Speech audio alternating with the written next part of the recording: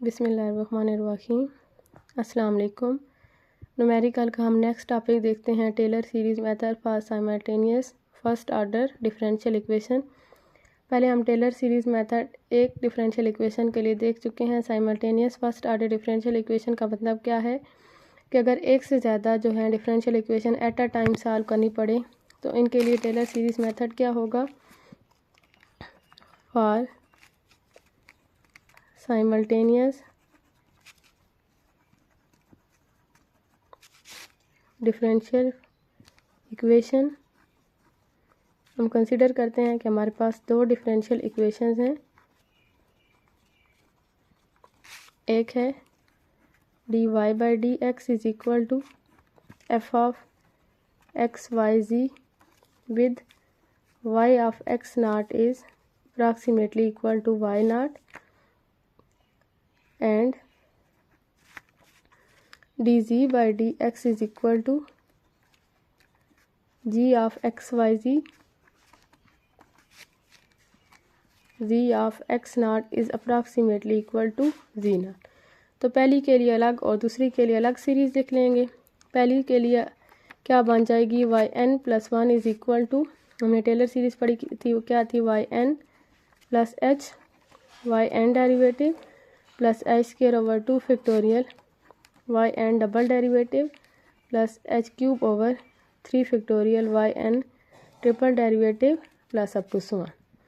ये first equation के लिए, और जो सेकंड इक्वेशन है जी की फॉर्म में, उसके लिए क्या बन जाएगी, G N plus one is equal to G N plus H G N derivative plus H square over 2 factorial G N double derivative plus H cube over 3 factorial G N triple derivative plus two 1।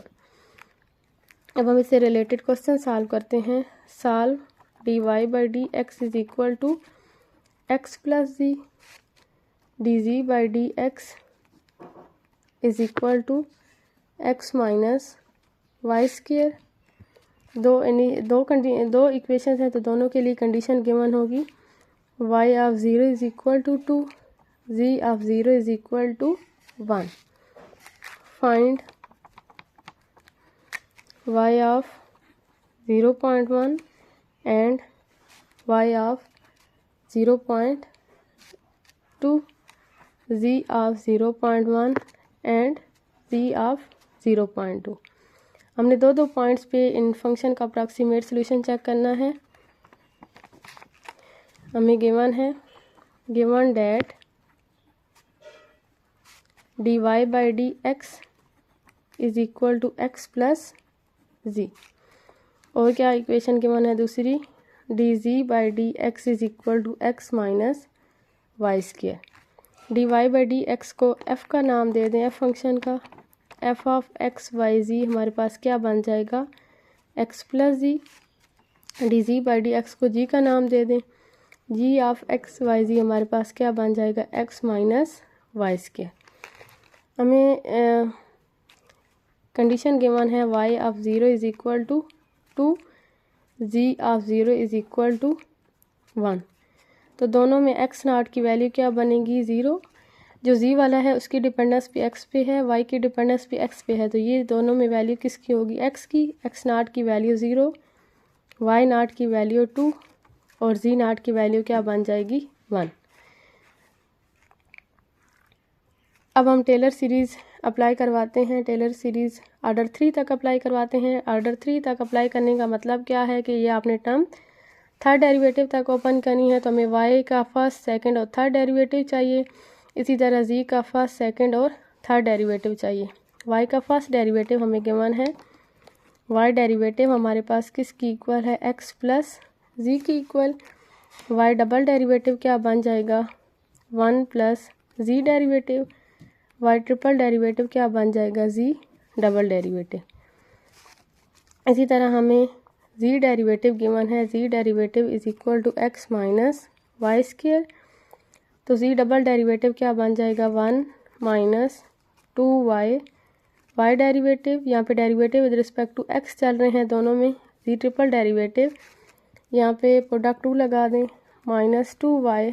y derivative का फिर derivative लेंगे y double derivative -2 y derivative as it is, y का derivative फिर y derivative, तो वो क्या बन जाएगा, वाई डेरिवेटिव का square.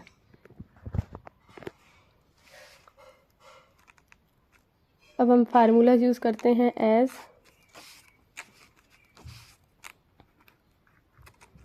yn+1 is equal to yn plus h yn derivative plus h² 2 factorial yn double derivative plus h³ 3 factorial yn triple derivative. इसको equation A का नाम दे दें। ये इक्वेशन z के लिए यूज़ करें, zn+1 is equal to zn plus h zn derivative h² 2 factorial zn double derivative h³ 3 factorial zn triple derivative. इसको इक्वेशन बी का नाम दे दें। हमने जो दोनों y और z वाली इक्वेशन थी वो थर्ड आर्डर तक ओपन कर ली। जब हम पहला पॉइंट निकालेंगे 0.1 के लिए दोनों में, अब हमें यहाँ पे h की वैल्यू नहीं मेंशन, यहाँ पे x की वैल्यू 0, 0.1, 0.2, कंसेक्टिव पॉइंट्स का डिफरेंस कितना बन रहा है 0.1, तो यहाँ पे h की वैल्यू क्या बन जाएगी 0.1। 0.2 में से 0.1 माइनस करें तब भी 0.1 आ जाएगा, 0.1 में से 0 माइनस करें तब भी 0.1 आ जाएगा।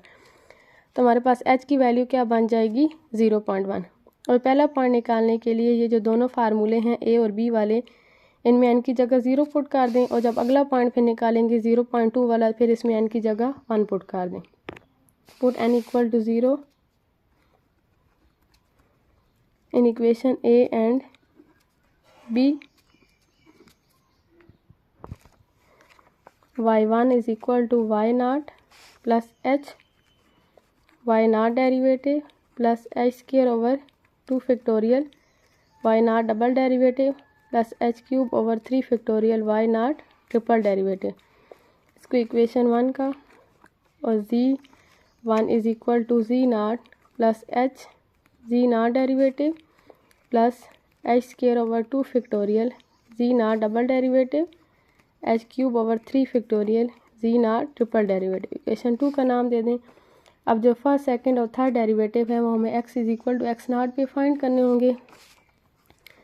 y का फर्स्ट डेरिवेटिव था x प्लस z, तो y0 डेरिवेटिव क्या बन जाएगा x0 प्लस z0। z का फर्स्ट डेरिवेटिव था x माइनस y का स्क्वायर, तो z0 डेरिवेटिव क्या बन जाएगा x0 y0। x0 की वैल्यू है 0 और हमारे पास z0 की वैल्यू है 1, तो y0 डेरिवेटिव की वैल्यू क्या बन जाएगी 1। x0 की वैल्यू हमारे पास है 0 और हमारे पास y0 की वैल्यू है 2, तो z0 डेरिवेटिव की वैल्यू क्या बन जाएगी -4।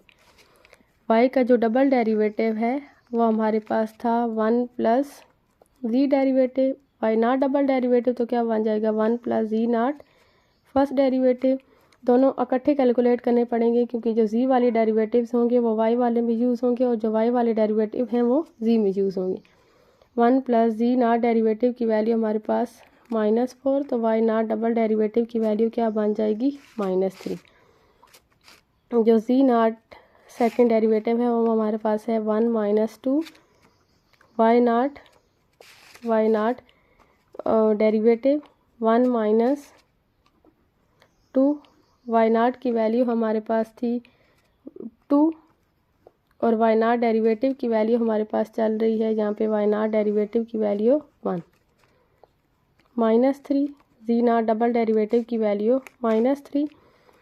y का जो ट्रिपल डेरिवेटिव था वो था z0 double derivative, z0 double derivative की वैल्यू -3, तो y0 ट्रिपल डेरिवेटिव की भी वैल्यू -3। z का जो ट्रिपल डेरिवेटिव था वो हमारे पास था -2y y double derivative -2y derivative square. ये y0 पे तो इधर भी y0 आ जाएगा, इसमें वैल्यूज़ पुट कर दें तो z0 ट्रिपल डेरिवेटिव की वैल्यू बन जाएगी 10। y0 डबल डेरिवेटिव की वैल्यू और y0 डेरिवेटिव की वैल्यू पुट करें तो z0 ट्रिपल डेरिवेटिव की वैल्यू आ जाएगी 10। अब ये वैल्यूज़ इक्वेशन नंबर 1 और 2 में पुट कर दें। Now equation number 1 becomes, equation number 1 जो है हमारे पास ये है y1 equal to Y naught plus H Y naught derivative plus H square over 2 factorial Y naught double derivative plus H cube over 3 factorial Y naught double triple derivative. y1 equal to Y naught की value है 2 plus H की value हमारे पास 0.1, Y naught first derivative की value 1, H का square 0.1 square over 2 factorial Y naught double derivative इसकी value -3 plus H cube 0.1 cube over 3 factorial Y naught triple derivative और इसकी वैल्यू है हमारे पास -3। y की वैल्यू y1 किस पे होगी, x1 पे, तो x1 की वैल्यू हमारे पास क्या है 0.1। इस वैल्यू को कैलकुलेट करें तो आपके पास वैल्यू आ जाएगी 2.085। तो y ऑफ 0.1 हमारे पास किसकी इक्वल आ जाएगा 2.085।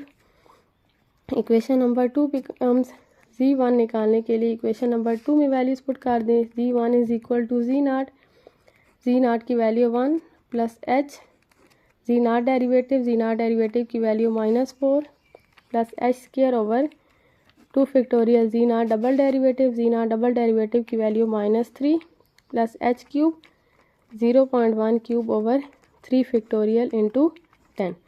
जी की वैल्यू z1 x1 पे होगी, x की वैल्यू x1 की है 0.1। इस वैल्यू को कैलकुलेट करें तो आपके पास वैल्यू आ जाएगी 0.587। तो y ऑफ 0.1 और z ऑफ 0.1 इस तरह निकालें। अब जब y ऑफ 0.2 और z ऑफ 0.2 निकालना होगा तो यहाँ पे n की जगह 1, इसमें n की जगह 1 पुट कर दें। और ये जो डेरिवेटिव्स हैं ये अब वही यूज़ नहीं कर सकते क्योंकि वो n की जगह 0 पुट करके x नाट y नाट z नाट पे ये वाली टर्म्स थी। तो आपने दोबारा से डेरिवेटिव्स की वैल्यूज़ कैलकुलेट करनी होगी, x की जगह x1 पुट करके, y की जगह y1 और z की जगह z1।